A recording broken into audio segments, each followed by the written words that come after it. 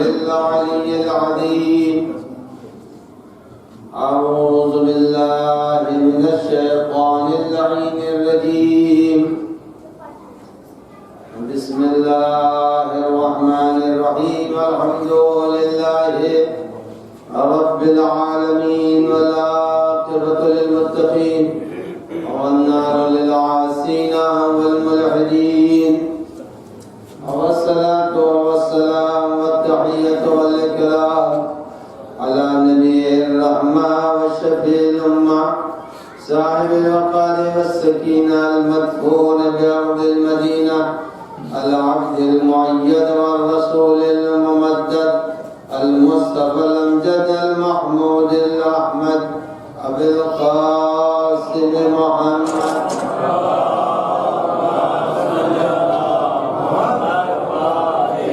وعلى ابن أمه ووزيره ووصيه وخليفته نور الأنوار حجج الجبار والد الأئمة الأطهار قسم الجنة والنار المولود في البيت ذي الأستار إمام المشارق والمغارب الذي حبه فرض على الحاضر والغائب غالب كل غالب علي بن عبيد غالب.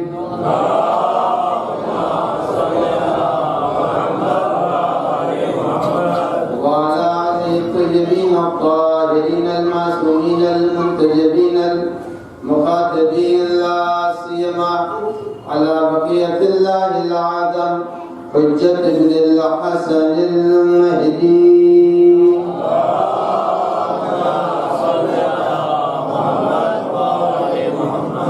روحي وأرواح العالمين له الفداء واللعنة الدائمة الباقية على أعدائهم أجمعين من ليلنا هذا إلى قيام يوم الدين. أما بعد فقد قال الله الحكيم في كتابه الكريم بسم الله الرحمن الرحيم قل إن كنتم تحبون الله فاتبعوني يحببكم الله ويغفر لكم ذنوبكم والله غفور رحيم.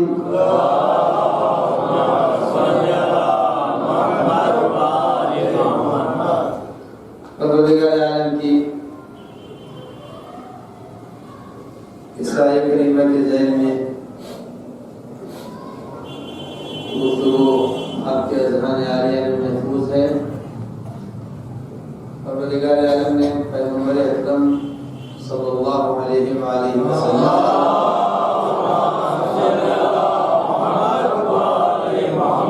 یہ حکم دیا کہ میرے رسول اے میرے حبیب آپ کے ارد گرد جو لوگ کلمے پڑھ رہے ہیں اور کلمہ زمازت ہے ان لوگوں کے، آپ ان لوگوں سے یہ کہہ دیجئے تم اگر ہماری محبت کا دم بھر رہے ہو اور تم اگر ہماری محبت کا دعویٰ کر رہے ہو تو تمہاری ذمہ داری یہ ہے کہ تم ہمارے رسول کی پیروی کرو. اگر تم ہمارے رسول کی پیروی کرو گے تو یقیناً تم ہم سے محبت کرتے ہو، اور اگر تم نے ہمارے رسول کی پیروی کر لی تو اللہ تمہارے گناہوں کو بھی معاف کر دے گا، اور یہ گناہوں کو اس لیے معاف کرے گا کہ اس کے صفات میں سے ہے وہ غفور رحیم. لہذا قرآن مجید نے پیغمبر کی پیروی کو معیار قرار دیا ہے ایمان کا. مومن وہی ہے جو پیغمبر کی پیروی کرے. لیکن یہ بات ذہن میں رہے کہ قرآن مجید کی آیات میں اگر غور و خوض کیا جائے تو بہت سی چیزیں ان کے سامنے آ جاتی ہیں. ہم لفظ اسلام بھی مسلمان بھی کہتے ہیں، ہم مومن بھی کہتے ہیں، لیکن مومن اور مسلمان یہ دونوں لفظیں حقیقت سے خالی بھی ہوتی ہیں اور با حقیقت بھی ہوتی ہیں. میں ایک پہلے آیت پڑھ دوں قرآن مجید سورہ مبارکہ نساء میں فرما رہا ہے یا ایھا الذین آمنوا آمنوا باللہ ورسولہ، اے صاحبان ایمان، یا ایھا الذین آمنوا، اے صاحبان ایمان، آمنوا باللہ ورسولہ والکتاب الذی نزل علی رسولہ، اے صاحبان ایمان، ایمان لاؤ اللہ پر اور اللہ کے رسول پر اور اس کتاب پر جو اس نے اپنے رسول پر نازل کی ہے۔ اب دیکھیں یہاں کے اوپر اس آیت نے بہت سی حقیقت اور بہت سے پڑے ہوئے پردے کو اٹھا دیا۔ پہلے تو پروردگار عالم نے فرمایا یا ایھا الذین آمنوا، اے ایمان والو، جب ایمان لا چکے ہیں تو پھر تو کہہ رہا ہے آمنوا باللہ ورسولہ، پہلے ہی فرما دیا یا ایھا الذین آمنوا، اے صاحبان ایمان، پھر اس کے بعد فرما رہا ہے کہ آمنوا باللہ ورسولہ والکتاب الذی نزل علی رسولہ، ایمان لاؤ اللہ پر، اللہ کے رسول پر اور ان کتابوں پر جو اللہ نے اپنے رسول پر نازل کی ہے۔ تو ایک مرتبہ جب صاحب ایمان کے کو پکار دیا تو پھر ایمان لانے کی ضرورت کیا ہے؟ اب معلوم ہے کہ اب لفظیں بھی مختلف ہوا کرتی ہیں۔ دیکھیے وجود 4 قسم کا ہوتا ہے، جلدی میں اپنی بات کو آسان بنا دوں۔ وجود 4 قسم کا ہوتا ہے۔ ایک وجود ہوتا ہے جو ہمارے ذہن میں کسی چیز کا ہے، آسان ابھی بناؤں گا۔ ایک وہ ہوتا ہے جو ہماری زبان کے اوپر ہے، ایک وہ ہے جو کاغذ کے اوپر لکھ دیا جاتا ہے، ایک وہ ہے جو حقیقت ہوتا ہے۔ یہ وجود 4 قسم کا ہوتا ہے، چیز 4 وجود رکھتی ہے۔ علیکم السلام۔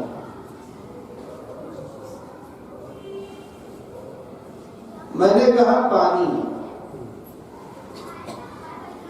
کا ایک ذہن میں سب کے تصور آ گیا، پانی ذہن میں پانی کا تصور آ گیا تو اس کو کہتے ہیں وجود ذہنی، جو ذہن میں پانی کا تصور آیا۔ مثلا میں نے کہا علم، جیسے ہی کہا علم تو ایک تصور آ گیا کہ پرچم ہے جس میں پٹکا لگا ہوا ہے، جس میں ایک پنجہ لگا ہوا ہے، ایک چھڑ ہے۔ جیسے ہی علم کہا ایک تصور آیا، جو تصور ذہن میں آیا اس کو کہتے ہیں وجود ذہنی۔ یہ وجود آ گیا ہمارے ذہن میں، وجود ذہنی ہے۔ اس کے بعد میں نے کہا علم، تو یہ ہمارا جو ساؤنڈ ہے، یہ لفظ ہے علم، اس کو کہتے ہیں وجود لفظی۔ تو وجود کی ایک قسم ہے وجود ذہنی اور ایک قسم ہے وجود لفظی۔ اور اس کے بعد میں نے ایک بڑے سے کاغذ کے اوپر لکھ دیا علم۔ جب لکھ دیا علم تو اب ہو گیا وجود کتبی، مکتوبی، جس کو وجود لکھا ہوا لکھ دیا۔ اور ایک ہوتا ہے وجود حقیقی۔ وجود حقیقی کیا؟ وہی علم جو اس وقت آپ دیکھ رہے ہیں لگا ہوا ہے، پنجہ پٹکا یہ لگا ہوا ہے، تو اس کو کہتے ہیں وجود حقیقی۔ اب آپ جتنی چاہیں مثالیں دے دیں۔ میں نے کہا رومال تو آپ کے ذہن میں رومال آ گیا، پھر ہم نے کہہ دیا زبان سے تو زبان سے دو رومال کی لفظ زبان سے نکلی، میں نے لکھ دیا رومال، ایک رومال ہاتھ میں لے ہے، تو یہ ہوا وجود حقیقی۔ تو اب معلوم ہے ہر چیز کے 4 وجود ہیں۔ علیکم السلام۔ ہر وجود، ہر چیز کے 4 وجود ہیں۔ ایک وجود ذہنی ہے، ایک وجود لفظی ہے، ایک وجود مکتوبی ہے، ایک وجود حقیقی ہے۔ اب یہ 4 لفظ ہے۔ اسی طرح ایمان کے بھی 4 تصور ہیں۔ ایک ایمان لفظی ہے، ایمان لفظی ہے جس میں قرآن مجید کہتا ہے یا ایھا الذین آمنوا، اے صاحبان ایمان، لفظ ہے، حقیقت نہیں ہے۔ میں نے کہا رومال، تو رومال جب ہاتھ میں ہے تو یہ حقیقت ہے، لیکن ذہن والا لفظ والا یہ حقیقت نہیں ہے۔ تو اب قرآن مجید کہتا ہے یا ایھا الذین آمنوا، اے صاحبان ایمان، آمنوا باللہ، اللہ پر ایمان لاؤ۔ اس کو یوں ہی سمجھ لیے، یہی لفظ ہے، لفظ کے اعتبار سے مومن تو ہے، حقیقت کے اعتبار سے مومن نہیں ہے۔ حقیقت کے اعتبار سے مومن نہیں، بس یہ ایک فرق ہے. بس اللہ نے کہہ دیا یا ایھا الذین آمنو، آپ تو روزانہ بولا کرتے ہیں. کبھی کسی سپاہی سے کہہ دیا دیوان جی، کتنا خوش ہو جائے گا. کسی کمپاؤنڈر سے کہہ دیا ڈاکٹر صاحب، ارے نہ پوچھئے کیا حال ہوگا ان کا. تو معلوم یہ ہوا کہ ہے کمپاؤنڈر مگر ڈاکٹر کہنے سے خوش ہو گئے. ہے ڈنڈے والے سپاہی مگر داروغہ جی کہہ دیا تو ایک دم باچھیں کھل گئی. تو معلوم یہ ہوا کہ آدمی لفظ سے خوش ہو جاتا ہے. پروردگار عالم نے بھی کبھی کبھی ایسے ہی لفظوں کو استعمال کر کے ہے نہیں مومن مگر کہا یا ایھا الذین آمنو، اے صاحبان ایمان.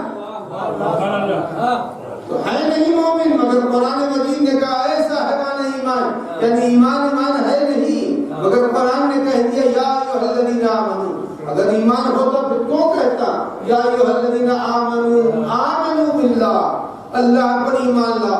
اور معلوم ایمان کا مرتبہ ہے.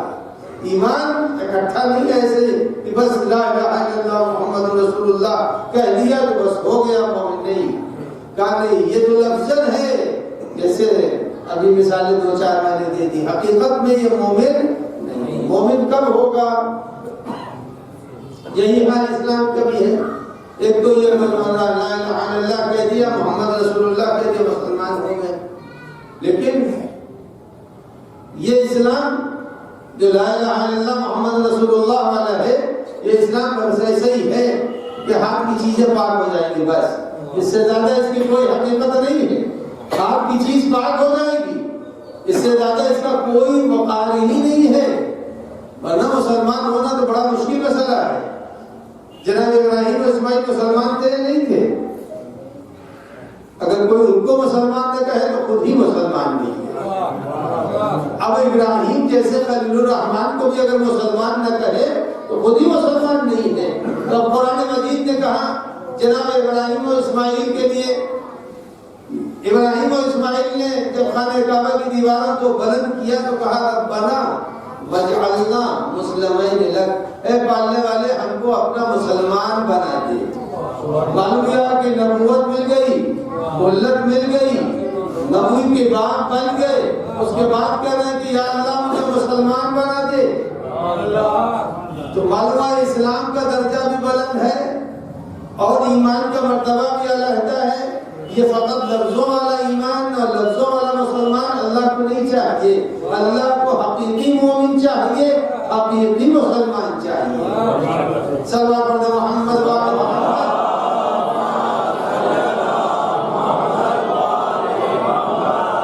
تو یہاں تک تو بات ہو گئی کہ پروردگار عالم نے فرمایا کہ یا ایھا الذین آمنو باللہ، اے صاحبان ایمان، ایمان لاؤ اللہ پر اور اللہ کے رسول پر. اب یہ یاد رکھیے گا، ایمان مجسم اگر دیکھنا ہے ایمان کو، ایمان مجسم کب ہوگا؟ ایمان مجسم ہوتا ہے. یہ نہیں ہے ایمان جیسے میں نے ابھی مثالیں دی. رومال ایک حقیقتاً رومال ایک شے ہے جس کو سب آنکھوں سے دیکھ رہے ہیں. ایمان کبھی دل میں ہوتا ہے، کبھی ظاہر ہو جاتا ہے. اگر ایمان کو حقیقت میں اگر دیکھنا ہے ایمان کس کو کہتے ہیں تو آئیے خندق میں آئیے، وہاں تو اوپر ایمان حقیقتاً نظر آئے گا. وہاں حقیقتاً ایمان جب پیغمبر فرمائیں گے فرض الایمان، آج ایمان جا رہا ہے، کل ایمان جا رہا ہے، کل کفر کے مقابلے میں جا رہا ہے. معلوم کفر بھی مجسم ہوتا ہے، ایمان بھی مجسم ہوتا ہے. صلوات پڑھیں محمد.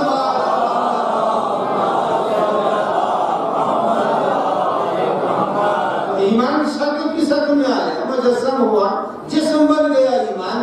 کہا فرض الایمان کلہ الکفر کل ایمان کل کفر کے مقابلے میں چلا تو ایمان مجسم ہوتا ہے. اب آئیے ایمان اگر ہے اس کی پہچان کیا ہے؟ ایمان کی پہچان کیا ہے؟ اب ہمیں امیر المومنین علی بن ابی طالب علیہ السلام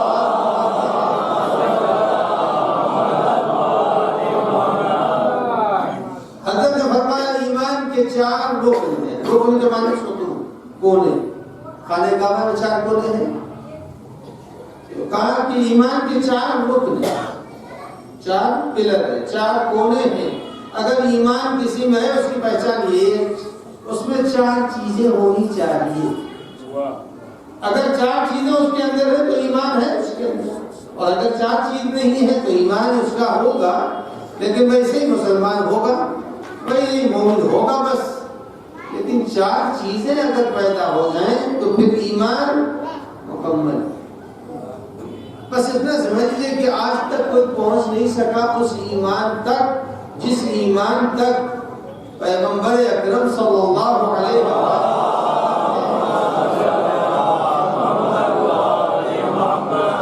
چند ہی پہنچے ہوں گے بس. تو اب ایمان کے 4 رکن, 4 ایمان کے پلر ہیں, کونے ہیں 4 جس کے اوپر تعمیر ہوگی عبارت. وہ 4 کون سے ہیں؟ پہلی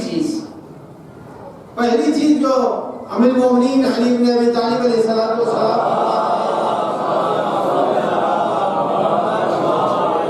کا مومن کی پہلی ایمان کی پہلی پہچان یہ ہے الرضا بقضاء اللہ. سب سے پہلی پہچان ایمان کی یہ ہے کہ جس کے دل میں ایمان حقیقتاً داخل ہوگا الرضا بقضاء اللہ, اس کی پہلی علامت یہ ہے کہ وہ اللہ کے فیصلے پر راضی ہو. الرضا بقضاء اللہ, اللہ کے فیصلے پر راضی ہوگا. جو اللہ فیصلہ کرے گا اس کے اوپر وہ راضی ہے, کبھی اس فیصلے سے گھبرائے گا نہیں. الرضا بقضاء اللہ, اللہ کے فیصلے پر راضی ہوگا. اللہ کے فیصلے پر راضی ہونا بہت ہی آسان کام بھی ہے اور مشکل کام بھی. اللہ کے فیصلے پر راضی ہو جائے. جب تک آدمی معرفت خدا نہیں رکھے گا خدا کے فیصلے پر راضی نہیں ہوگا. معرفت خدا جب ہو جائے گی فیصلے پر راضی ہو جائے گا. دیکھیے مریض کب راضی ہوتا ہے؟ ڈاکٹر کے فیصلے پر اور ڈاکٹر کی تجویز کے اوپر. جب اسے ڈاکٹر اچھا لگ رہا ہو تو اس کی ہر بات کو ماننے کے لیے تیار ہے. لیکن اگر ڈاکٹر ہی کا عقیدہ صحیح نہ ہو اور پتہ نہیں میاں کیا ہے, آج کل تو سب لوگ تباہ ہیں. جب ڈاکٹر سے اعتبار اڑ جاتا ہے تو آدمی کو اس کے فیصلے پر بھی بھروسہ نہیں ہوتا. اگر ڈاکٹر سے اعتبار اٹھ گیا تو پھر بھروسہ نہیں ہے. یعنی اگر اعتبار ہے تب کہیں جا کر کے ڈاکٹر کی بات کے اوپر آدمی بھروسہ کرتا ہے. اعتبار ہی نہیں ہے تو اللہ پر جب بھروسہ ہوگا, اللہ پر جب عقیدہ ہوگا تب جا کے اس کے فیصلے پر بھروسہ ہوگا. اللہ ہی پر عقیدہ نہیں کامل ہے تو اس کے فیصلے پر بھروسہ بھی نہیں ہوگا. انسان اسی وقت اللہ کے فیصلے پر راضی ہوگا جب اسے پہچانے گا. جب پہچانے گا تو راضی ہو جائے گا. تو ایمان کی سب سے پہلی علامت یہ ہے کہ آدمی الرضا بقضاء اللہ. لہذا اسی لیے ملتا ہے جو لوگ عارف گزرے ہیں انہی میں سے ایک عارف ایسی خاتون تھی جن کے ہاتھ بھی نہیں تھا, پیر بھی نہیں تھا, آنکھیں بھی نہیں تھی. نہ آنکھ ہے, نہ پیر ہے, نہ ہاتھ ہے. مخلوق ایک خاتون ہے, مخلوق کچھ بھی نہ ہاتھ نہ پیر, نہ کھڑی ہو سکتی ہے, نہ دیکھ سکتی ہے, نہ ہاتھوں سے کوئی چیز پکڑ سکتی, ایسی مجبور خاتون. لیکن دن بھر وہ کہا کرتے ہیں شکرا للہ شکرا للہ شکرا للہ شکرا للہ. دن بھر وہ کہہ رہے ہیں شکرا للہ. تو ایک شخص وہاں سے گزرا اور جب گزرا وہاں سے تو اس نے کہا تم کیا شکر کر رہی ہو, تمہارے پاس ہے کیا؟ نہ آنکھ تمہارے پاس ہے, نہ پیر تمہارے پاس ہے, نہ ہاتھ تمہارے پاس ہے, کچھ تو تمہارے پاس ہے نہیں. تم کیسے شکر خدا کرے؟ شکر خدا کو اس سے کرنا چاہیے جس کے پاس کچھ ہو. جیسے ہی یہ کہا نابینا تو تھی لیکن ایک مرتبہ تیور بدل گئے اس کے. اس نے کہا کہ کیا تم کہہ رہے ہو, کیا وہ شکر کے لائق نہیں ہے؟ اس نے ہمیں کیا نعمت نہیں دی ہے؟ کون سی ایسی نعمت نہیں ہے جو اس نے ہمیں نہ دی ہو؟ ساری نعمت تو یہ تم جسم کو سمجھ رہے ہو. یہ جسم ہمارے ساتھ رہا ہمیشہ کب؟ یہ جسم ہمارے ساتھ ہمیشہ رہا کہاں؟ ارے یہ تو راستے میں روح چلی تھی, جسم مل گیا, پھر ایک دن وہ آئے گا جسم چھوٹ جائے گا, روح آگے بڑھ جائے گی. یہ جسم تو ہمارے راستے میں ہم کو ملا یہ جسم ہم کو ہمیشہ سے تو ملا نہیں ہے بھائی، روح تھی. قرآن مجید کہتا ہے، قرآن مجید میں سورہ مبارکہ اعراف میں اضافہ ربک من بنی آدم من ظہور، اللہ نے بنی آدم سے عہد و پیمان لیا، عالم عزت میں عالم روح میں عہد و پیمان لیا. تو روح تو وہاں کی جسم تھا نہیں، یہ جسم تو روح کے سفر میں داخل ہو گیا. یہ جسم داخل ہو گیا اور اللہ نے دکھا بھی دیا کہ یہ تمہارا جسم ہمیشہ ہم نے نہیں دیا تمہیں. جیسے کپڑا ہے، آپ یہاں مجلس میں آئے ہیں، مجلس والا کپڑا پہن کے آئے ہیں، گھر جائیں گے اسے اتار دیں گے، معلوم یہ وہ کپڑا ہے جو ہمیشہ رہنے والا نہیں ہے. تو جسم کب ہم کو ملا تھا؟ ہمیشہ کے لیے. اب وہ عارفہ ہے، خدا شناس ہے، خدا کو پہچان نہیں ہے، اس نے کہا یہ جسم ہمارے راہ میں ہم کو دے دیا اللہ نے، ایک دن وہ آئے گا کہ ہم پھر چھوڑ دیں گے، آگے بڑھ جائیں گے. ہوتا ہے نہیں ہوتا؟ اس نے اس کے جواب میں جو کہا کہ اللہ نے جو چیز ہمیں دی ہے وہ قابل شکر ہے. کہا وہ کیا تم کو مل گیا قابل شکر ہے؟ کہا وہ قلب دیا ہے جس کو اس کی معرفت. وہ قلب دیا جس کے اندر اس کی معرفت ہے. جب معرفت ہے تو جسم کے نفس سے کچھ بھی نہیں ہوتا، انسان مقام شکر میں ہے. یہی تو دعائے عرفہ میں امام علیہ السلام سیدنا نے فرمایا.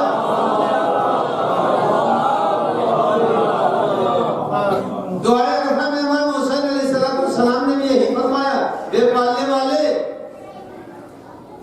جس کو تو مل گیا اسے سب کچھ مل گیا.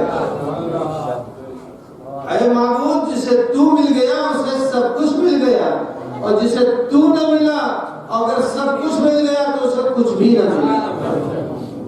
معلوم یہ ہوا کہ آدمی اگر صاحب ایمان ہے تو ایمان کی پہلی منزل یہ ہے الرضا بقضاء اللہ، اللہ کے فیصلے پر راضی ہو جائے.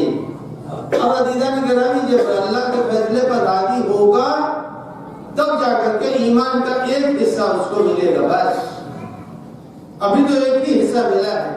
اس کے بعد دوسری بات جو امام نے فرمائی کہ ایمان کے 4 رکن ہیں، اس میں سے پہلا مرحلہ یہ، اور دوسرا والتوکل علی اللہ. ایک مومن کی پہچان یہ ہے کہ والتوکل علی اللہ، اللہ پر توکل کر رہا ہو.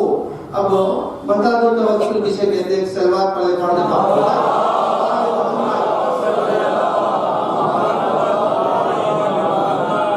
دیکھیے روزمرہ کی زبان میں ہے توکل تو بولتے ہیں ضرور، لیکن توکل کے معنی کیا ہوتے ہیں؟ بہت سے روٹ ہیں عربی میں جو ایک ہی مفہوم کو رکھتے ہیں.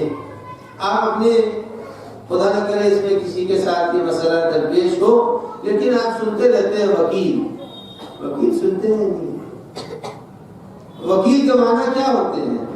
عدالت میں مسئلہ آپ کا ہے، بیان اس کا ہے، ذہانت اس کی ہے، تقریر اس کی ہے، تحریر اس کی ہے. عدالت میں وکیل نے آپ کی نمائندگی کی ہے، مسئلہ آپ کا ہے، آپ کو بولنا نہیں ہے عدالت میں، آپ کا وکیل بولے گا، آپ کے وکیل کی فائل ہوگی، آپ کے وکیل کی ذہانت ہوگی، سب کچھ وکیل کا ہوگا. مسئلہ آپ کا ہے، آپ اپنے گھر میں سو رہے ہیں، وکیل آپ کی طرف سے پیروی کر رہا ہے. ہوتا ہے یا نہیں دنیا کے اندر ہوتا؟ توکل علی اللہ. توکل علی اللہ کے معنی یہی ہے کہ آدمی اپنے امور کو، اپنے رب کو اپنا وکیل بنا لے، اور جب رب کو اپنا وکیل بنائے گا تو جس کا رب وکیل ہوگا، رب اگر وکیل ہو جائے تو عزیزان گرامی یہاں تو اوپر 2 چیزیں ہیں، مگر یہاں ایک ہی چیز بنتی ہے. یہاں عادل عدالت اور ہے، جج اور ہے، وکیل اور ہے، 2 الگ الگ چیزیں ہیں. لیکن اگر بندے نے اپنے رب کو اپنا وکیل بنا لیا تو عدالت بھی اسی کی ہے، وکالت بھی اسی کی ہے. صلوات علی محمد.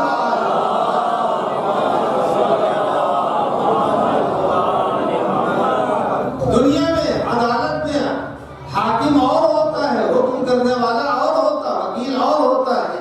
لیکن اگر آپ مذہب کی دنیا میں آئیں گے، یا وکیلو اللہ کے اسما میں ہے نہیں ہے، اللہ کے اسما میں یا وکیلو ہے، یا وکیلو ہے، تو اب آدمی اگر اللہ کو وکیل بنا لے، بنا لیا اللہ کو وکیل، اور جب اللہ کو وکیل بنا لیا تو اب کچھ نہیں کرنا ہے، اس لیے کہ اللہ کو کسی کی عدالت میں نہیں جانا ہے۔ جو تین صفات اللہ کے وہ ہے جس میں اللہ، اسی لیے اہل بیت اس وقت طہارت علیہ الصلوۃ والسلام نے فرمایا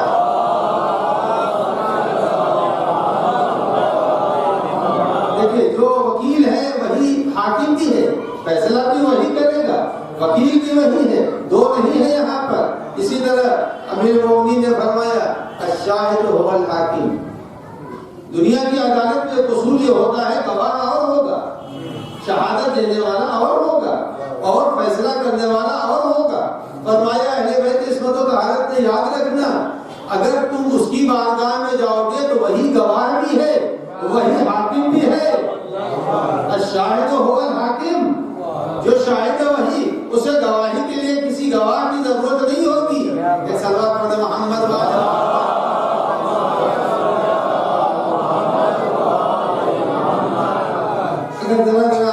ادھر آ جائیں، ادھر بیٹھے ہوئے سب ادھر آ جائیں، اور جو پیچھے بیٹھے ہیں وہ ذرا آگے آ جائیں۔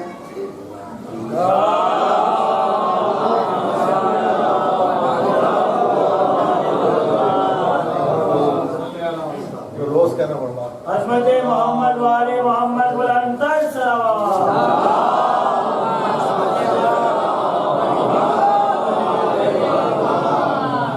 کس سے بہتر صلاح؟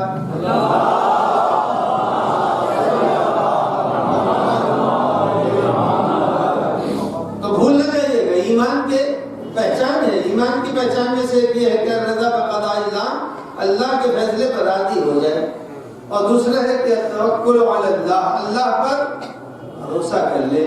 تو جب جو وکیل ہے وہی حاکم بھی ہے، اور اسی کو امام نے شاہد ہو الحاکم کہا۔ یہ نہیں دیکھنا قیامت کے دن جب آئے گا تو گواہیاں ہوں گی، گواہی ہو جائے گی۔ قیامت کے دن گواہ باہر سے نہیں بلائے جائیں گے، قیامت کے دن گواہ جرم جس نے کیا ہے گواہ بھی وہی اپنے ساتھ لے کے آئے گا، جو مجرم ہوگا وہی گواہ بھی لے کے آئے گا۔ یہ نہیں ہے کہ مجرم کی گواہی کوئی جگہ نہیں پالنے والے، یہ بری الذمہ نہیں، قرآن مجید کا نہیں، بری الذمہ یہاں کچھ جو گناہ کرے گا، جو جرم کرے گا وہی اپنے ساتھ اپنا گواہ بھی لے کے جائے گا۔ اس لیے کہ گناہ انسان انہی 4-5 چیزوں جو کرے گا، یا نگاہ سے گناہ کرے گا، یا زبان سے گناہ کرے گا، یا ہاتھ سے گناہ کرے گا، یا پیروں سے گناہ کرے گا، یہ اعضاء نہیں، انہی سے تو گناہ کرے گا۔ اب قرآن مجید کہہ رہا ہے لما شہدتم، قرآن کہہ رہا ہے کہ قیامت کا دن جب آگا یوم نختم علی افواہہم، ہم ان کے زبانوں کو بند کر دیں گے، زبان کے اوپر مہر لگا دیں گے۔ یوم نختم علی افواہہم، ہم زبانوں کو مہر لگا دیں گے، زبان بولے گی نہیں۔ بھائی زبان جب بولے گی نہیں تو گواہی کون دے گا؟ کہا کہ ہمارے اعضاء بولنے لگیں گے۔ انسان کہے گا لما شہدتم علینا، ارے تم ہمارے خلاف کیوں بول رہے ہو؟ تو یہی اعضاء جواب دیں گے کل تک یہ بول رہی، آج ہم بولیں گے، کل یہ بول رہی تھی زبان، آج ہم بولیں گے، کل اس زبان کو اللہ نے بولنے کی طاقت دی تھی، آج ہمارے اعضاء کو بولنے کی طاقت اللہ دے رہا ہے۔ تو معلوم ہوا کہ اس کی بارگاہ میں مجرم کو گواہ لے جانے کی ضرورت نہیں ہے، گواہ محلے سے لے جائیے، محلے کے گواہ نہیں چلیں گے۔ دنیا کی عدالتوں میں محلے کے گواہ چلتے ہیں، لیکن اللہ کی عدالت میں محلے کا گواہ نہیں چلے گا، یہی اعضاء گواہی دیں گے۔ اسی لیے حدیثوں کے اندر آیا ہے، علماء و مفسرین نے لکھا ہے کہ ہمارے اعضاء جو گواہی دیں گے تو گواہی میں ہاتھ کی انگلیوں کی یہ پور بھی گواہی دے گی، پور بھی گواہی دے گی۔ یہ کیسے گواہی دے گی؟ ایک صلوات پڑھ دو محمد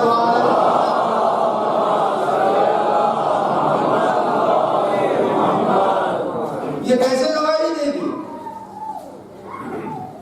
ہماری باتوں سے غلط مطلب نہیں نکالیے گا۔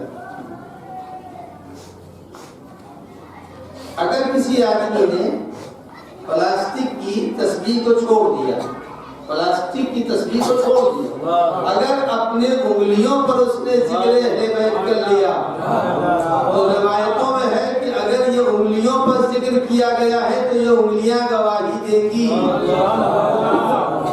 تو عزیزان گرامی کیا ضرورت ہے میڈ ان چائنا تسبیح کے اوپر ذکر کرنے کی؟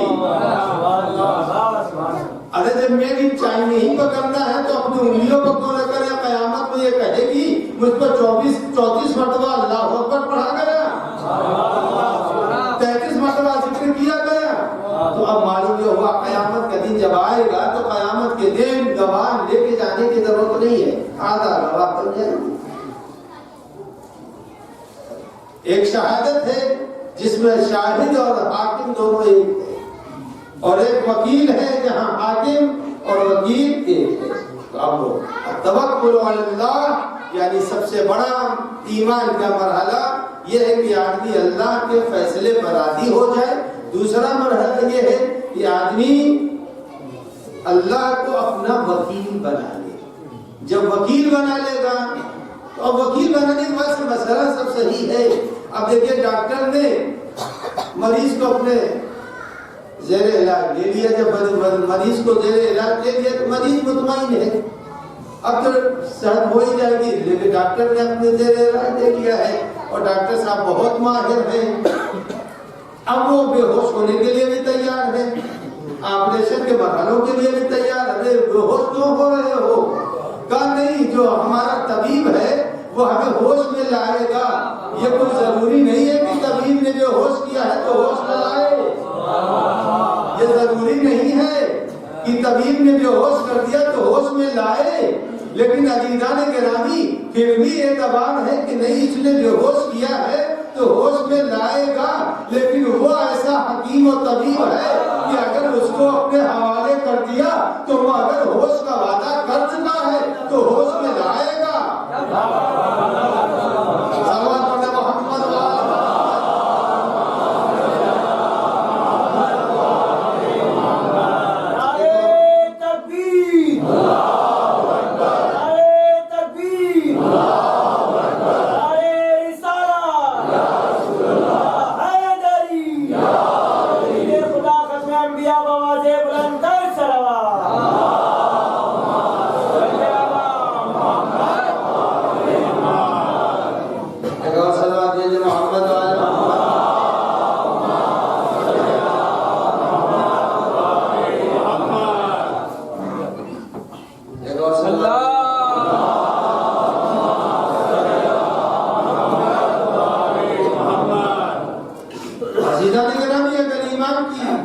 شناخت کرنی ہے کہ ایمان ہے قلب میں یا نہیں۔ توکل علی اللہ، اللہ پر بھروسہ کرنا ہے۔ اب اس کے بعد دو مرحلے گزر گئے، ایک مرحلہ ہے کہ الرضا بقضاء اللہ، اللہ کے فیصلے پر راضی ہو جائے۔ اب دیکھیے دعا تو سبھی لوگ دے رہے ہیں ایک دوسرے کو سبھی دعا دے رہے ہیں، لیکن تو ضروری تھوڑی ہے کہ سب کی دعا لگ جائے، یہ دعا لگنا ضروری تھوڑی ہے۔ اور رضا بقضاء اللہ کا تصور اگر کسی کے ذہن میں ہے تو اس کے معنی ہے کہ اگر ہے ایمان تو اب ہم چاہے کہیں، ہم آپ کے حوالے بس ایک لفظ کر رہے ہیں، سمجھنا آپ کا کام ہے۔ اگر ایمان ہے تو اب کہنے کی ضرورت نہیں ہے رضی اللہ عنہ رضی اللہ عنہ،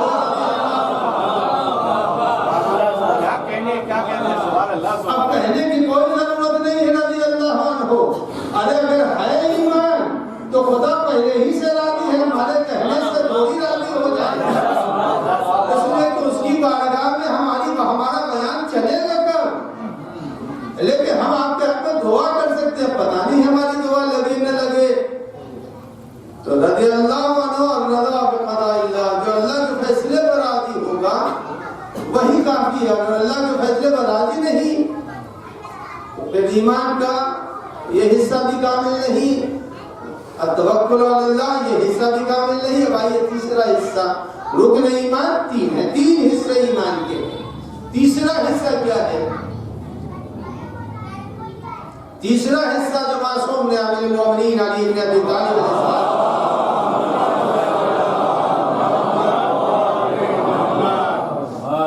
التفویض لامر اللہ۔ اب تفویض کے معنی دیکھیں، اس کا بھاری بھاری لفظیں ہیں معصومین کی، لیکن ان لوگوں کے لیے سمجھنا مشکل ہے جو در اہل بیت پر نہیں ہے، لیکن جو در اہل بیت پر ان کے لیے سمجھنا ہر چیز کا آسان ہے۔ ثبوت کرنے کے معنی کیا ہوتے ہیں؟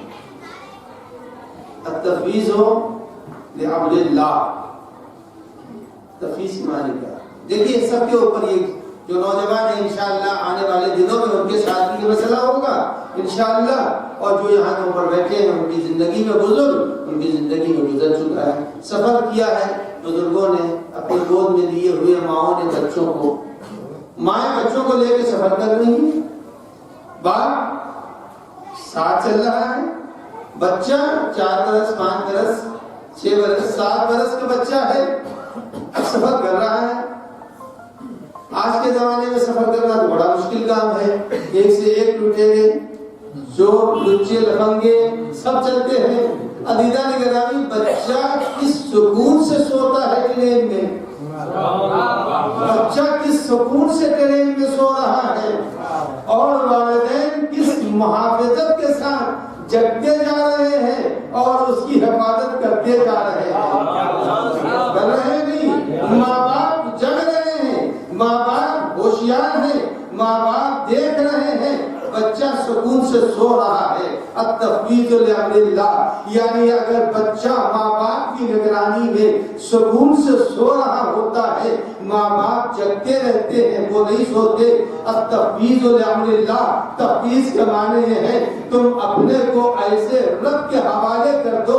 اگر تمہارے بچپنے میں باپ جگ رہا تھا، ماں جگ رہی تھی، تو یاد رکھنا لا تأخذہ سنۃ ولا نوم، اس رب کو بھی نہ نیند آتی ہے نہ موت آتی ہے۔ صلوات علی محمد۔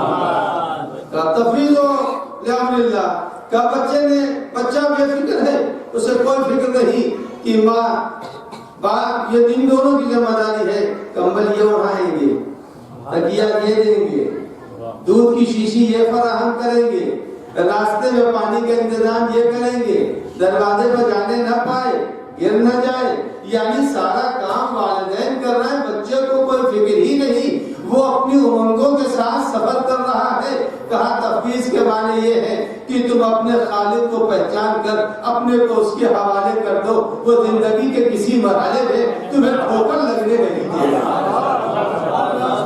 وہ کہیں تمہیں ٹھوکر لگنے نہیں دے گا، وہ تمہیں بچا کے لے جائے گا۔ جیسے تمہارے ماں باپ نے تم کو کر لیا، اس کے بعد معصوم نے فرمایا، امیر المومنین علی بن ابی طالب علیہ السلام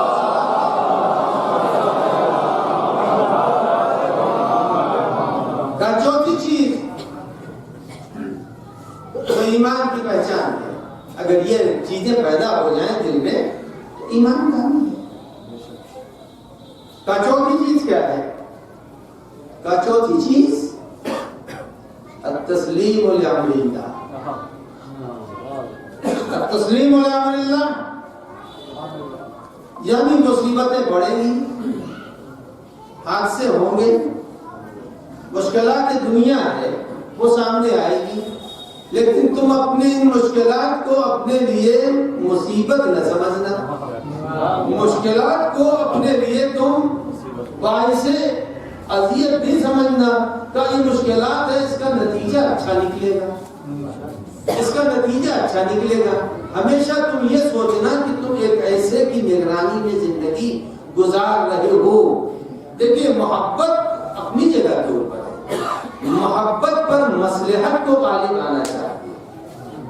میں بھی اپنی بات کی وضاحت کر دوں گا، محبت اپنی جگہ پر ہے، محبت پر مصلحت کو غالب آنا چاہیے۔ ایک ماں قطعاً برداشت نہیں کرے گی، ایک باپ قطعاً برداشت نہیں کرے گا کہ اس کے بچے کے جسم پر کوئی بلیڈ سے نشان لگا ہے، شاید مرنے اور مارنے کے لیے تیار ہو جائے ماں باپ، ہے نہیں، محبت اجازت نہیں دیتی اس کے بیٹے کے جسم کے اوپر ایک ہلکا سا کوئی بلیڈ سے نشان لگا دے، ہلکا سا خون نکل آئے، ماں باپ روادار نہیں ہوں گے۔ محبت روک دیتی ہے اس طرح کے عمل سے، لیکن جب مصلحت پیدا ہوتی ہے تو ماں باپ پھر برداشت کر لیتے ہیں۔ اب مصلحت کب ہے؟ جو بلیڈ لگنا گوارا نہیں کر رہا ہے، لیکن جب آپریشن کا مسئلہ آیا، کہا شفا مصلحت ہے، لہذا گوارا کر لیا۔ سلام علی محمد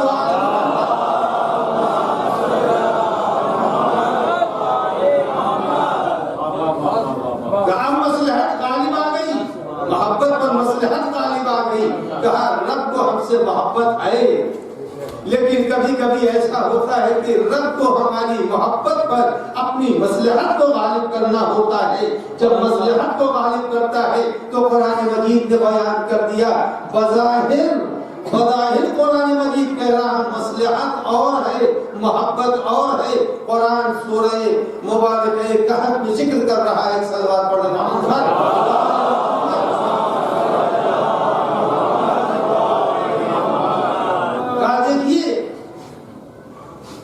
مصلحت الہیہ۔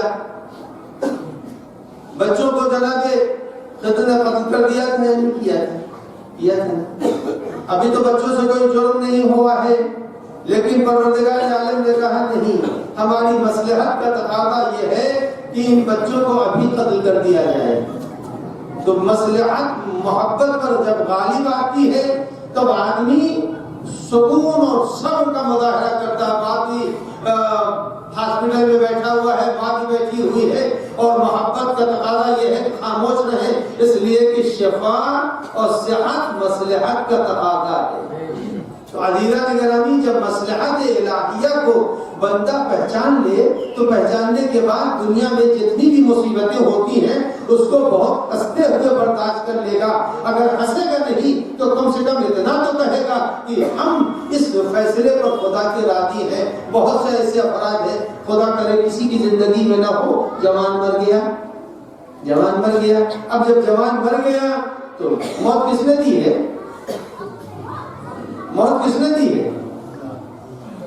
اب پتہ نہیں، ماشاءاللہ آج کل تو واٹس ایپ کا دور ہے، ہم نہیں جانتے واٹس ایپ کا دور ہے، اس کے پہلے بھی میں نے ذکر کیا تھا، خالی مثال دے رہا ہوں۔ واٹس ایپ کا دور ہے، ہم ان کو ابو ہریرہ کہتے ہیں۔ آپ کو تو برا نہ لگے، ہم انہیں ابو ہریرہ کہتے ہیں، اس لیے کہ طرح طرح کی باتیں، طرح طرح کے فوٹو شاپ آیا کرتے ہیں۔ عزیزان گرامی، ابھی انڈونیشیا کا جو پلین ابھی کریش ہوا، اس کے اندر کیا ہوا؟ جب پلین میں ایک ماں نے جلدی سے جیکٹ اپنے بچے کو پہنا دی، پہنانے کے بعد اب جہاز جب ڈوبا ہے سمندر کے اندر، پھٹا ٹکڑے ہوا، سبھی مر گئے، مگر جیکٹ میں جو بچہ تھا وہ بچ گیا۔ وہ پانی کی سطح پر تیر رہا ہے، وہ نہیں ڈوبا، وہ نہیں مرا۔ تو میرا مقصد یہ ہے صرف کہنے کا کہ اگر آدمی اپنے کو پروردگار عالم کے سپرد کرتے تو کبھی موجوں کے تھپیڑوں میں بھی بچا لیا کرتا ہے۔ موجوں کے تھپیڑوں میں بچہ بچ گیا، سب مر گئے، بچ گیا، تو تسلیم کہتے ہیں کہ پروردگار عالم کی بارگاہ میں اس کے فیصلے پر راضی رہنا۔ ہم کو کوئی نہیں ملا جو اللہ کے امر کے اوپر اپنے کو مقام تسلیم میں لے آئے۔ ملا تو فقط ایک ہی گھرانہ ملا جس نے ہر مرحلے میں اپنے رب کی تسلیم کا اعلان کیا۔ کبھی ہم نے مسجد کوفہ میں دیکھا، ارے سر زخمی ہو گیا، لیکن کہا تو بے رب الکعبہ، میں کعبے کے رب کی قسم کامیاب ہو گیا۔ کہا کبھی نہیں، یہ نہیں کہا میں کیوں زخمی ہو گیا، کہا فزت بے رب الکعبہ۔ اور اس کے بعد جب میں نے دیکھا تاریخ میں تو انہی کا بیٹا نظر آیا، کہا نظر بقضائہ و تسلیما لامرہ، کہا معلوم ہوا جو خدا کو پہچانتا ہے وہ اپنے ہر فیصلے، اس کے ہر فیصلے پر راضی رہتا ہے، ناراض نہیں ہوتا، بددل نہیں ہوتا، بدگمان نہیں ہوتا۔ ایک صلوات پڑھنا محمد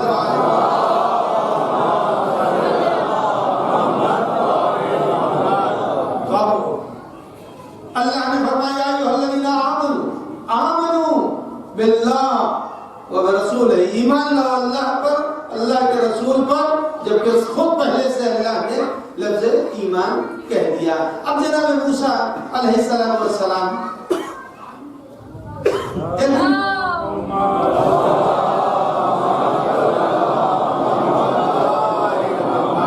دل لگا کے سلوات بھیجیے، سلوات۔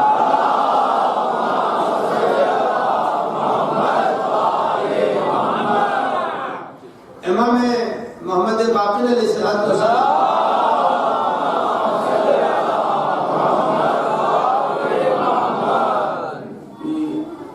اگر تم چاہتے ہو کہ تمہارے گناہوں کا کفارہ بن جائے، اور کفارہ دے نہیں سکتے، بہت سے ایسے گناہ ہیں جس کا کفارہ آدمی کی بس کی بات ہی نہیں ہوتا، تو ایسی صورت تم ہمارے اوپر صلوات بھیجا کرو، خدا تمہارے گناہوں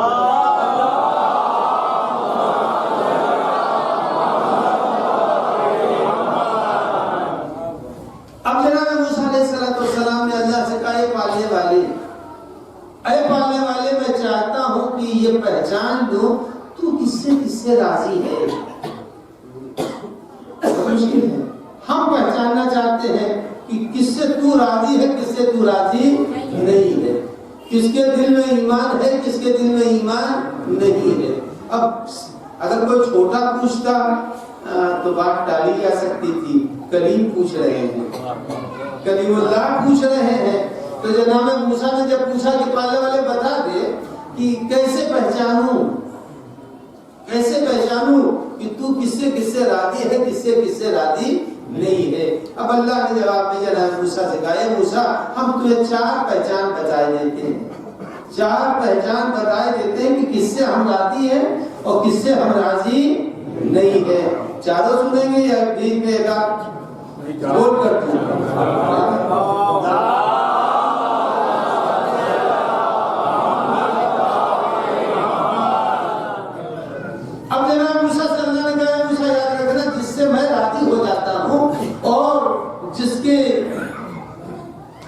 جو میری نگاہوں میں محترم ہو جاتا ہے، میں 4 چیزیں اسے دے دیتا ہوں۔ اب ہر آدمی اپنے دل کے اوپر ہاتھ رکھ کر کے دراصل آج جناب موسیٰ کی گفتگو کو سنے۔ اب کہا وہ 4 چیزیں پالے والے ہیں کیا جو تو جب اپنا بنا لیتا ہے تو دے دیتا ہے؟ کہا سب سے پہلی چیز ہے کہ جس کو میں اپنا بنا لیتا ہوں اور جس سے راضی ہو جاتا ہوں، اس کو واجبات پر عمل کرنے کی توفیق دے دیتا ہوں۔ واجبات پر عمل کرنے کی توفیق دے دیتا ہوں۔ کہا پہلی پہچان تو یہی ہے کہ واجبات پر وہ عمل کرے گا، پہلی پہچان یہ ہے۔ کہا پالے والے ٹھیک ہے، پہچان لیا، اب جہاں جہاں جو واجب پر عمل کر رہا ہے ہم نے سمجھ لیا کہ تو اس سے راضی ہے۔ آسان نسخہ دیا ہے، بہت مشکل نسخہ اللہ نے نہیں دیا، آسان ہی پہچان کا نسخہ دیا۔ کسوٹی بہت ہی آسان ہے، بڑی مشکل کسوٹی نہیں دی ہے۔ جو بھی ہمارے ہماری نظر میں محترم ہے، محبوب ہے، ہمارا پسندیدہ بندہ ہے، 4 چیزیں دے دیتا ہوں۔ پہلی چیز کیا تھی کہ وہ واجبات پر عمل کرتا ہے، واجب نہیں چھوٹے گا اس سے، اور واجب ہے بھی تو نہیں، بہت کمی تو واجب ہے، واجب ہیں کتنے ہیں؟ 4-6 واجب ہیں بس پوری زندگی میں، واجب کوئی زیادہ تھوڑی ہے، آزادی بہت زیادہ اللہ نے دی ہے۔ نہیں آپ برا نہ مانیے گا، آپ نے پتہ تھا آزادی بہت زیادہ اللہ نے دی ہے، بہت زیادہ اللہ نے آزادی دی ہے۔ اور واجب ایک نماز واجب قرار دیا، بس یہی تو ایک نماز واجب قرار دی ہے۔ اور جھوٹ بھی جھوٹ مومن نہیں بولتے، مومن جھوٹ تو بولتے ہی نہیں، جھوٹ بولنے کی ضرورت اس کو ہوتی ہے جو عزت کم رکھتا ہے۔ کس کی عزت کم ہوتی ہے؟ چھٹے امام نے فرمایا کہ مولا، چھٹے امام سے کسی نے پوچھا مولا جھوٹ کیوں بولتے ہیں؟ کہا 2 وجہ سے جھوٹ بولیں گے، یا اپنے کو اونچا کرنے کے لیے جھوٹ بولیں گے اور کسی سے ڈر رہے ہوں گے۔ 2 وجہ سے جھوٹ بولیں گے، یا کسی سے ڈر رہے ہوں گے، یا اپنے کو اونچا کرنے کے لیے، تو ڈرتے ہم خدا سے ہیں تو جھوٹ کو بولیں، اور ذلیل ہے نہیں کیونکہ علی کے دامن سے وابستہ ہے۔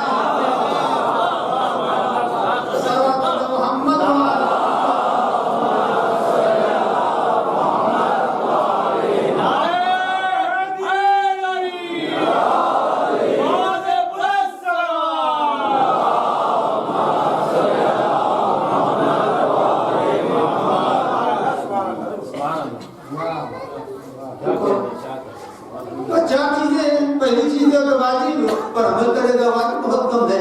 ارے جب آئے گا ماہ مبارک تب تو روزہ رکھے گا، جب آئے گا تو رکھے گا. اور اس وقت میں اگر کہیں موقع مل گیا تو سفر بھی ہو سکتا ہے، اور اس کے بعد سے آدمی کے لیے بہت سی چیزیں ہیں، سفر ہو سکتا ہے، سفر بھی چھوٹ جائے گا، سردیوں میں رکھ لیں گے. کوئی حرام تو نہیں ہے سفر کرنا. ہاں سفر حرام نہیں کرنا چاہیے، سفر حرام نہیں کرنا چاہیے، لیکن سفر کرنا حرام نہیں ہے. ہمارا جو محبوب ہوگا ہم اس کے دل میں واجب پر عمل کرنے کی توفیق عنایت کر دیتے ہیں. ایک بات کا دوسری کیا چیز ہے پالنے والے کا، دوسری بات یہ ہے کہ جو ہمارے نظر میں محبوب ہے وہ حرام انجام نہیں دے گا، وہ حرام انجام نہیں دے گا. تو ماشاءاللہ بھائی اتنا مجمع بیٹھا ہے، اس میں ایک بھی شراب نہیں پیتے، الحمدللہ رب العالمین. کوئی شراب نہیں پیتے. جب شرابی نہیں پیتے تو پھر حرام بھی نہیں کر رہے ہیں. اب رہی بات بظاہر حکم لگایا جاتا ہے ہر چیز پر، کہاں جو بھی حرام نہ کرے. جتنے یہاں بیٹھے اکثریت ماشاءاللہ مجلس میں جو آ رہی ہے وہ جوانوں کی آتی ہے، تو مجلس میں آنا ہی اس بات کی دلیل ہے، مجلس میں آنا ہی اس بات کی دلیل ہے کہ یہ فعل حرام سے بچے ہوئے ہیں. ورنہ دہلی جیسی جگہ میں اور نوجوان اور شام کے وقت میں نہ جانے کتنی جگہیں ہیں جہاں فعل حرام انجام پا سکتے ہیں. فرش مجلس کو ضمانت ہے کہ یہ محبوب الہی ہے. سلام محمد.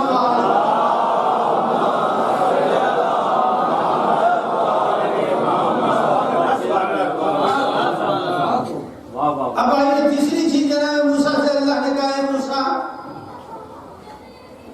اگر کسی سے ہم محبت کرتے ہیں اور کسی کی عزت ہماری نگاہوں میں تو اس کی ایک پہچان یہ ہے کہ وہ مسکین اور غریب کی مدد کرے. ہو سکتا ہے کہ ہماری تقریر سے پہلے کسی کو نہ معلوم ہو، لیکن آج تو معلوم ہو گیا کہ اللہ کا محبوب وہ ہوگا جو غریب و مسکین کی مدد کر رہا ہو. تو اگر اب تک نہیں کیا ہے تو اب سے شروع کر دے غریب و مسکین کی مدد کرنا. اور غریب و مسکین کی مدد کرنے کے لیے نہیں اپنا گھر بیچ دیجیے. میں یہ نہیں کہہ رہا ہوں گھر بیچ دیجیے، یہ نہیں کہہ رہا، میں صرف یہ کہہ رہا ہوں غریب و مسکین کی مدد کر دیجیے. آپ اگر غریب و مسکین کی مدد کریں گے، ارے بھائی مسکین ہے غریب ہے اس کی مدد کر دیجیے. جب اس کی آپ مدد کریں گے تو کیسے مدد کریں گے؟ کہاں مدد ایسی ہونی چاہیے کہ آپ مدد کر رہے ہوں مگر کسی کو خبر نہ ہونے پائے. عزیزان گرامی ایک بہت بڑا مسئلہ ہے. ہم اپنے فرائض سے کوتاہی کر سکتے ہیں. تاریخ میں ملتا ہے کہ امیر المومنین علی ابن ابی طالب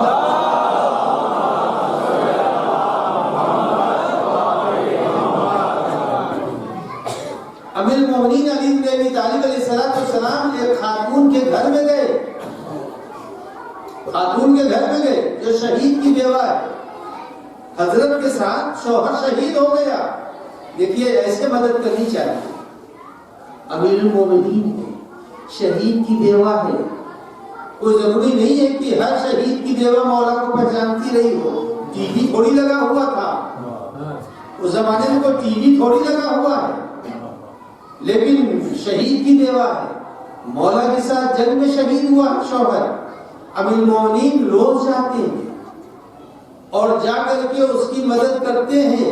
رات کا اندھیرا ہے، کوئی بجلی کا گھر دور تو تھا نہیں، رات کے اندھیرے میں مولا جاتے ہیں اور جا کے اس کی مدد کرتے ہیں اور مدد کر کے چلے آتے ہیں. ایک دن تاریخ کہتے ہیں کہ مولا کائنات جب اس کے گھر میں پہنچے تو شاید کچھ روشنی رہی ہوگی یا کچھ چراغ جل رہا تھا، یا دن کا وقت تھا، یہ تو تاریخ نہیں کہتی. امیر المومنین اس کے گھر میں پہنچے اور جا کر کے اس کے لیے نان و نفقہ اس کے گھر میں پہنچایا. اور پہنچانے کے بعد اس نے جب وہ امیر المومنین کو پہچانتی نہیں ہے دیکھا تو دیکھنے کے بعد کہتی ہے خدا تمہارا بھلا کرے، خدا تمہارا بھلا کرے، تم نے آ کر کے ہمارے بچوں کی کفالت کر دی اس وقت. ہم شہید کی بیوہ ہیں. ارے جب یہ کہا شہید کی بیوہ ہیں تب تو امیر المومنین کو کہہ دینا چاہیے تھا میں ہی علی بن ابی طالب ہوں. لیکن مولا کائنات خاموش رہے اور ایک لفظ نہیں کہا. شکریہ کی جگہ کے اوپر کچھ جواب نہیں دیا کہ میں ہی علی بن ابی طالب ہوں. ہر رات تمہارے لیے کھانا لاتا ہوں. علی بن ابی طالب ہو کر کے بیوہ شہید کی بیوہ کی مدد بھی کر رہے ہیں مگر اپنی نیکی کا اظہار نہیں کر رہے ہیں. یہ ہے حیات اہل بیت, یہ ہے طریقہ. کہا ایمان اس کو کہتے ہیں کہ ایمان جب آ جائے تو آدمی غریب کی مدد کرے. اور یہ یاد رکھیے آج یہاں جو ماشاء اللہ اتنا بڑا مجمع ہے, آج کا پانی آپ نے پیا یا نہیں پیا؟ نہیں پیا. آج کا آکسیجن یوز کر لیا یا نہیں کیا؟ آج کے آپ نے جتنی بھی چیزیں کھانا پینا تھا وہ سب کر لیا, آج کا کیا ہے. اور آنے والے کل کا نہیں کیا. آنے والے کل کی آپ نے کسی چیز کو استعمال نہیں کیا ہے. نہ کل کا آکسیجن آپ نے استعمال کیا, نہ کل کا پانی آپ نے استعمال کیا, نہ کل کا وٹامن ڈی استعمال کیا, سورج کی کرنیں, کچھ آپ نے کل کا استعمال نہیں کیا. جو کچھ کیا ہے آج کا کیا ہے. اور آپ نے کل کا پیسہ بھی ابھی نہیں پایا. آج آپ کے پاس جو پیسہ ہے وہ آپ کے گزرے ہوئے دن کا بقیہ اور بچا ہوا پیسہ ہے نہیں ہے.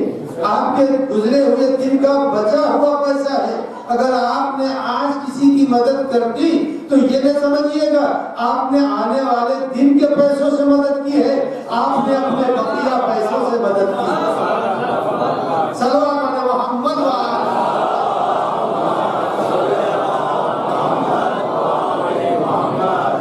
تو ایمان جب انسان کے دل میں آئے گا تو پروردگار عالم کا وہ محبوب بندہ بن جائے گا. اور جب اللہ کا محبوب بندہ ہے تو مسائل بھی برداشت کرے گا, مصیبت بھی برداشت کر لے گا, تکلیفوں کو بھی برداشت کر لے گا, اور پھر اس کی پیشانی پر کوئی بل نہیں پڑتے. اہل بیت عصمت و طہارت نے اتنی مصیبتیں اٹھائیں مگر آپ نے کبھی شکوہ سنا؟ کبھی کوئی شکوہ سنا؟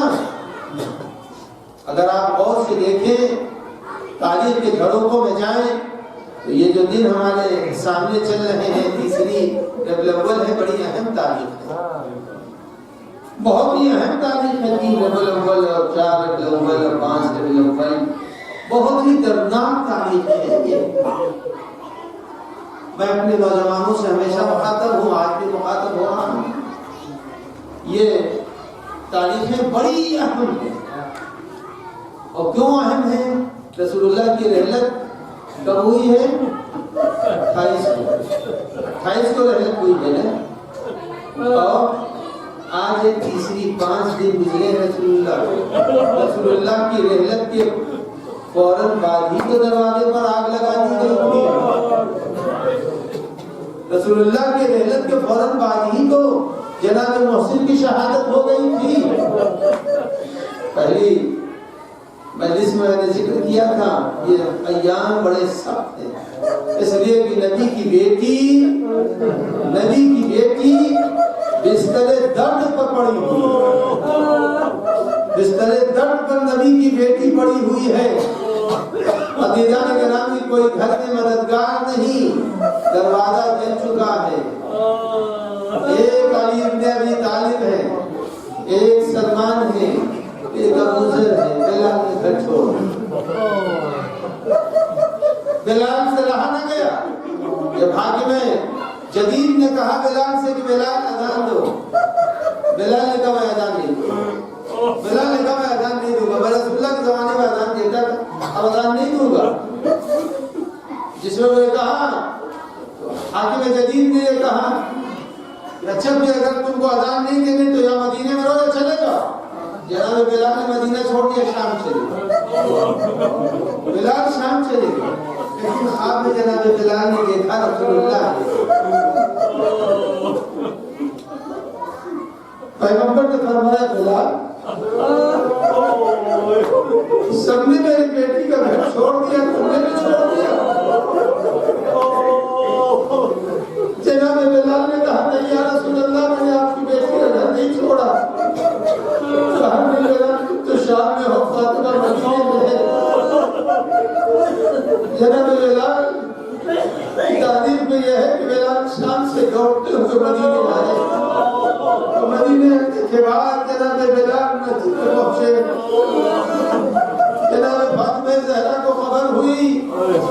جناب فاطمہ زہرا کو خبر ہوئی کہ بلال آئے ہوئے ہیں، کہا بلال کو بلال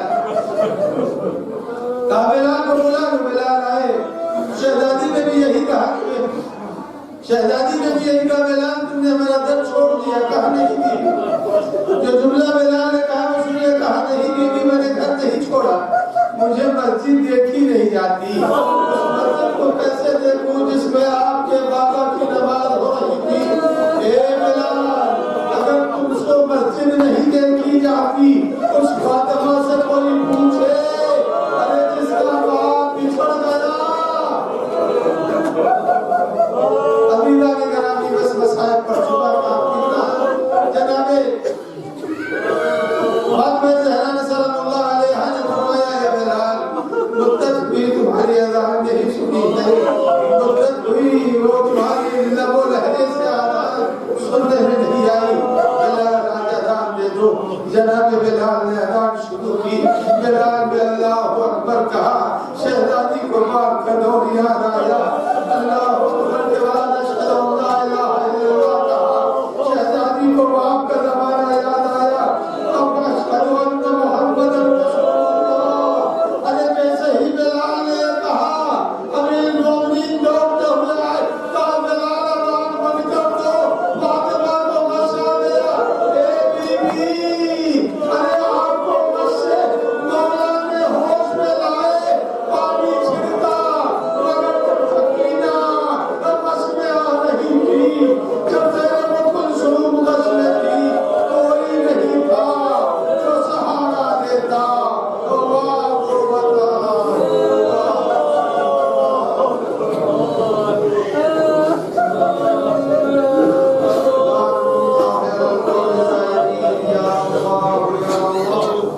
یا اللہ یا اللہ یا اللہ یا اللہ یا اللہ یا اللہ۔ الہی قلب ایمان کو راضی و خوشنود فرما، الہی ظہور ایمان کو تعجیل فرما،